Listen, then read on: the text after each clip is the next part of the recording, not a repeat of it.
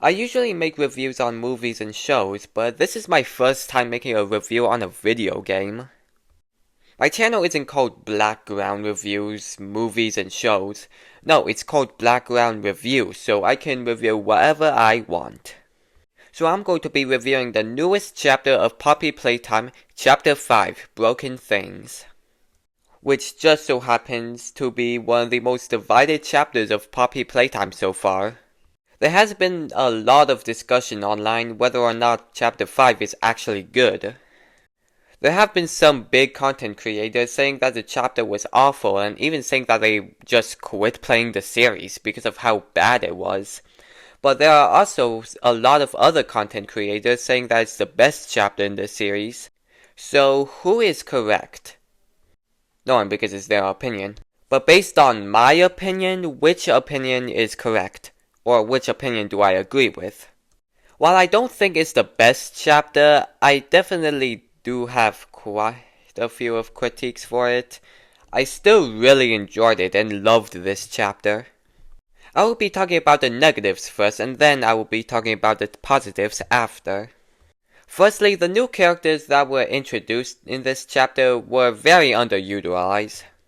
The Wrong Side Out toys were in the intro tape but were used in just one area in the entire chapter and was never seen again.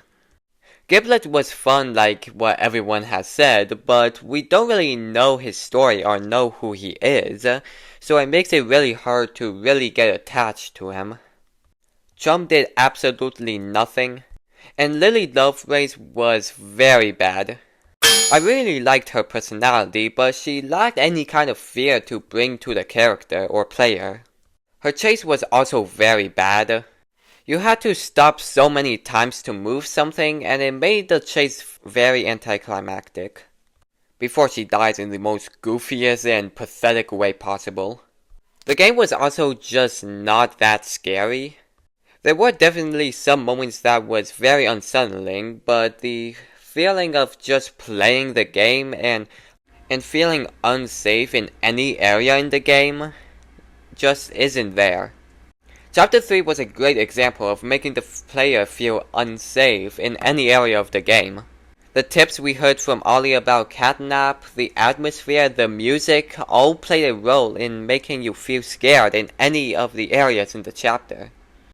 Actually, that's another thing. The music in this chapter was not very memorable.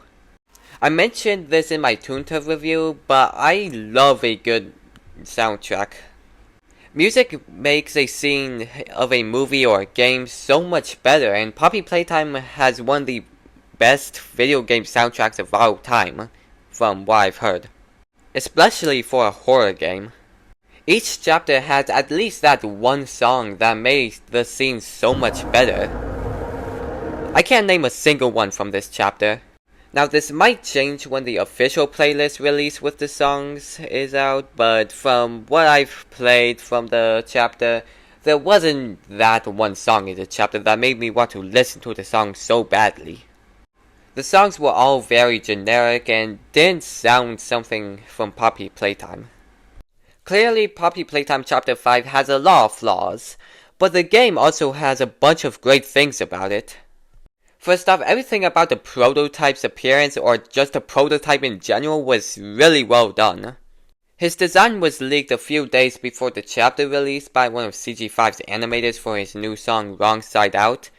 It's really good, go watch it. But thankfully I managed to avoid it, and wow, he looks so cool. I've seen a lot of people saying that he looks like Poppy from Digital Circus. Seriously? I love designs that have creepy smile to them. Just look at Catnap. I do wish that he would have been made up of a bunch of dead toy parts.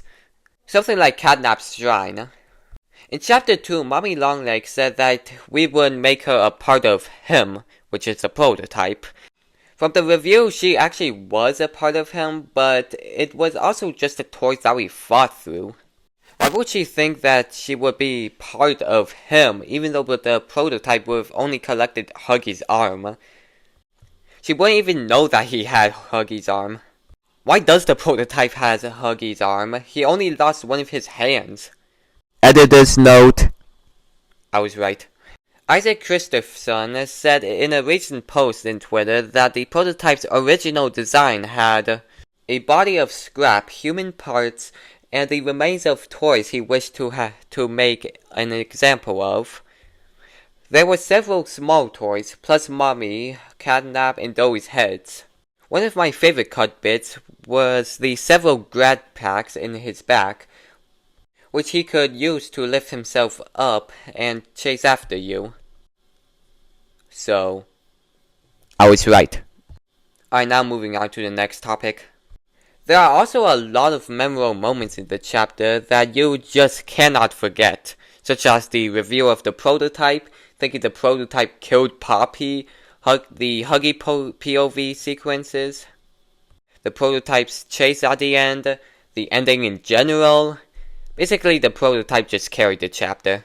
The last thing I want to say on how Chapter 5 is good is something that not a lot of people have been saying.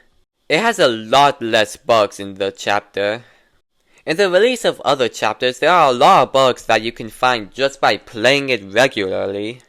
But in this chapter, at least from what I've played through, there aren't a lot of bugs that you can find. It is a lot more polished on release compared to the other chapters. Is Chapter 5 really the worst chapter in Poppy Playtime? Definitely not. It doesn't reach the peak of Chapter 3, but it's still really good. Out of all the chapters, I would say that it's probably my second favorite chapter of Poppy Playtime. Even though Chapter 5 would have been a pretty good ending to the franchise, I am pretty excited to see what they have for Chapter 6. Whether it's more to the story or more merchandise.